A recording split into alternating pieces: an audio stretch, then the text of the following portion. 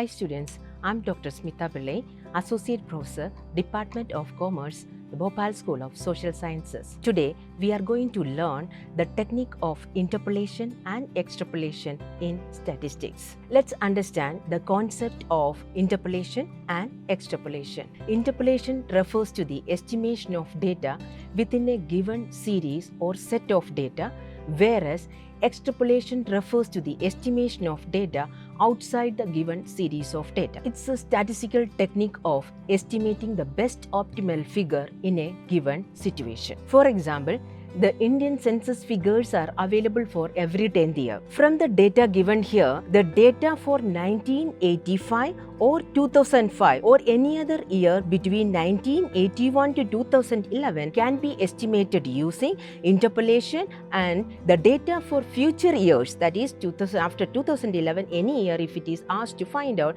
then it can be estimated on the basis of given information by the extrapolation method. Let's understand the mathematical notation used in interpolation and extrapolation. Let x be the independent variable and y be the dependent variable, where y is known to be a function of x, that is, y is equal to fx.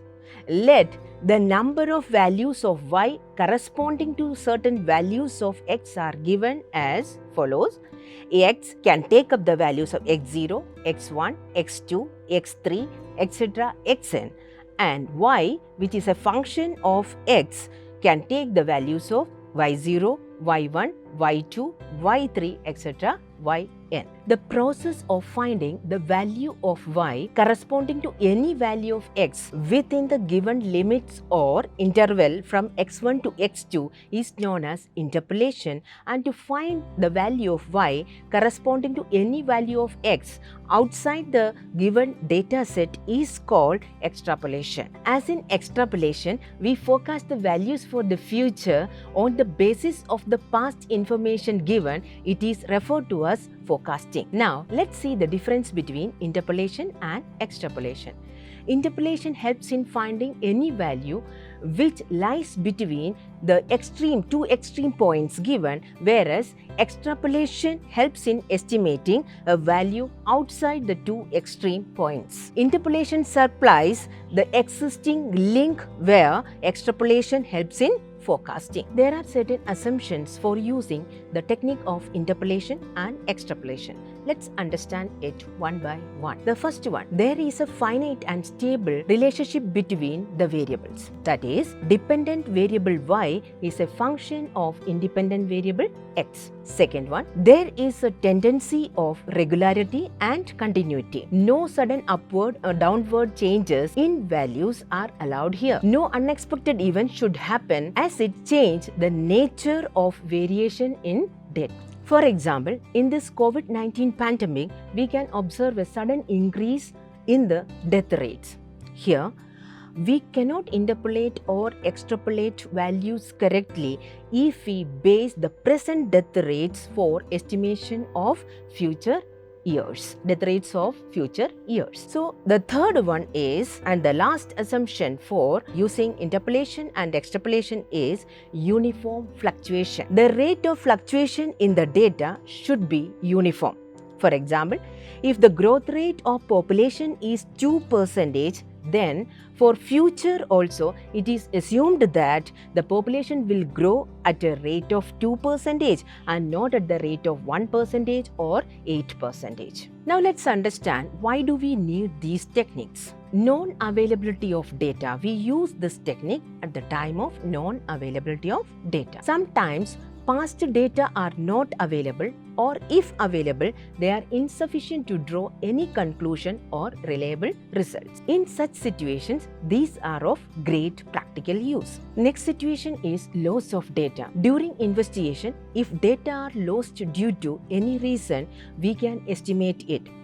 Also, using this technique, we can estimate for any intervening years. As these techniques are for estimation, this can be used for planning future strategies by government departments, businessmen, industrialists, economists, etc. Now, let's understand the various methods of interpolation and extrapolation. Majorly, there are two methods, graphic methods and algebraic methods. Now, algebraic methods has got some sub-methods.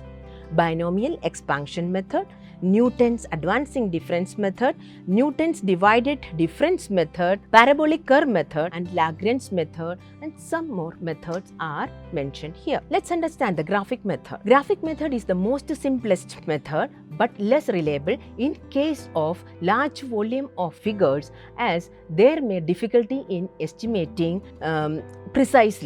estimating the data more precisely. This method can be used for linear as well as non-linear trends. Let's understand the graphic method of interpolation and extrapolation with the help of this illustration. Interpolate graphically the expectation of life at the age of 22. Here, age in years is also given and expectancy of life in years is also given. Now, at the age of 10, the expectancy in years is given as 35.4. At the age of 15, it is 32.2. Age of 20, it is 29.1. At the age of 25, 26, at the age of 30, it is 23.1, and then the last one at the age of 35, it is given as 20.4. Now, the question is, interpolate graphically the expectation of life at the age of 22. Now, this 22 comes in between the two extreme values in x, like x varies from 10 to 35. So, 22 is a value in between to this, given in between that. So, this is a question of interpolation. Now, let's draw the diagram graphically. The x-axis shows age in years, y-axis shows the expectation of life in years. First, we identify the values given.